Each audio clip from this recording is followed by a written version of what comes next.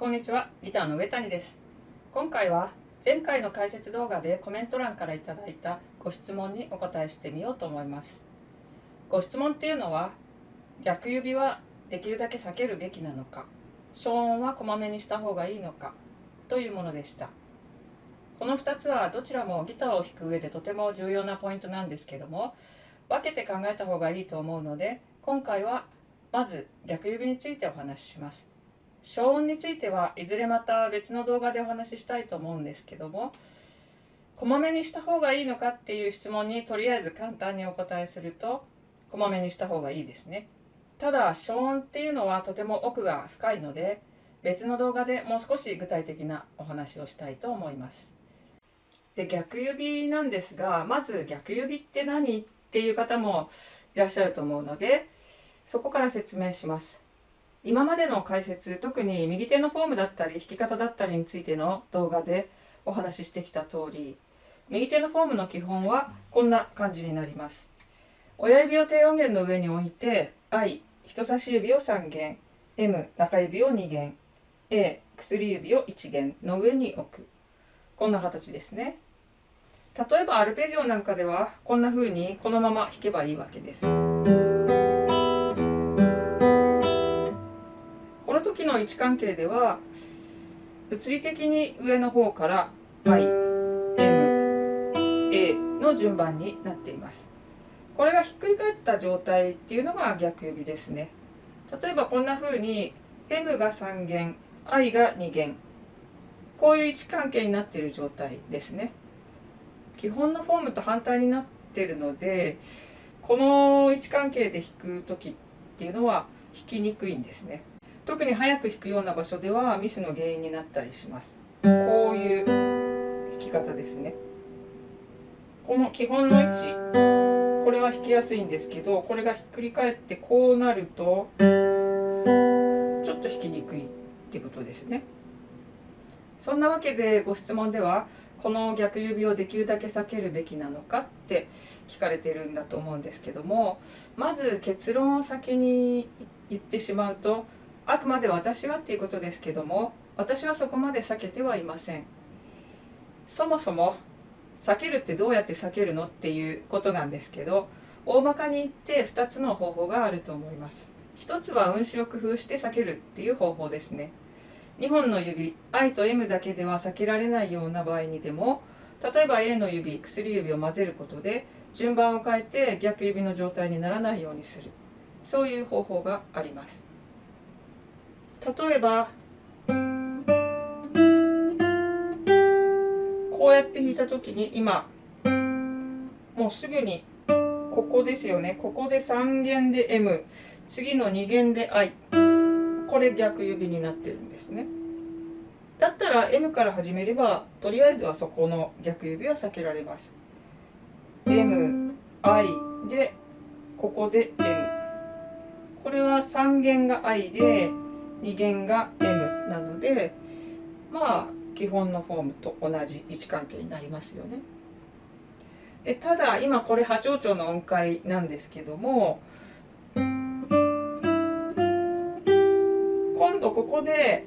2弦から1弦に移るときに逆指になっちゃうんですね。なのでこれここまでだったら M で始めれば問題ないです。ただ1オクターブ弾こうとすると今度ここで逆指になってしまうので、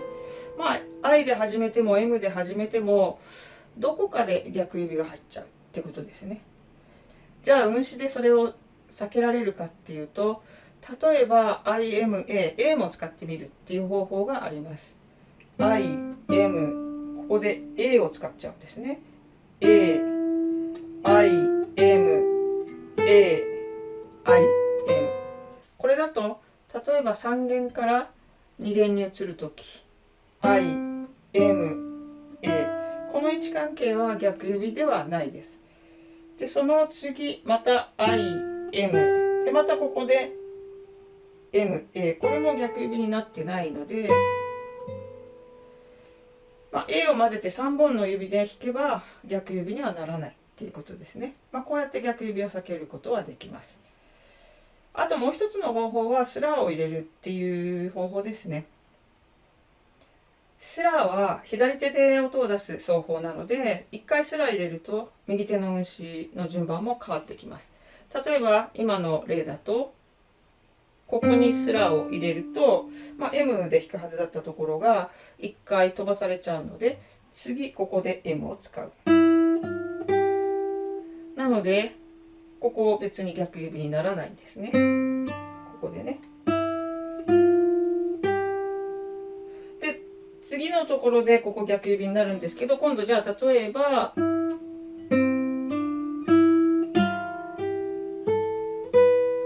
こういうふうにスラーを入れれば逆指にならない。っ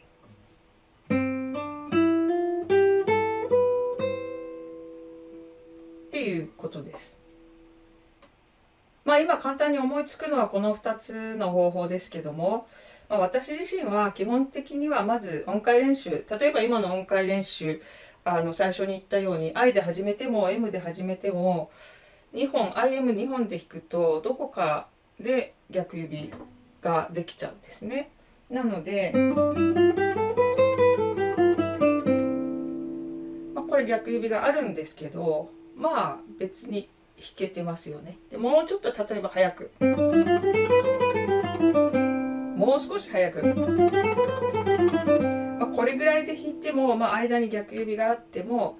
なんとか別にミスはせずに弾けてますよね。今度 M からじゃあ例えば始めると、これでもやっぱり逆指発生するんですけど、例えばここはいいですけどね、ここで逆指ですよね。それをやってみると、もうちょっと早くて、これぐらいでも逆指があっても弾けます。なので弾けるから別に避けなくてもいいかなっていうことですね。でこれがどうしてもできない人はもちろん対策を考えなくちゃいけないと思います。で対策の一つはできるように練習するっていうことですね。あとはそれでもなかなかできるようにならない場合にはなんとかその逆指を避ける運指を考えるっていう今言った2つの方法でですね、運指かスラーでなんとか逆指を避けるっていうことですね。そんなわけで私自身はこんな風に基本的にはまず音階練習などを使って逆指にも対応できるように練習しておいて、それでもどうしてもうまくいかない場所だけ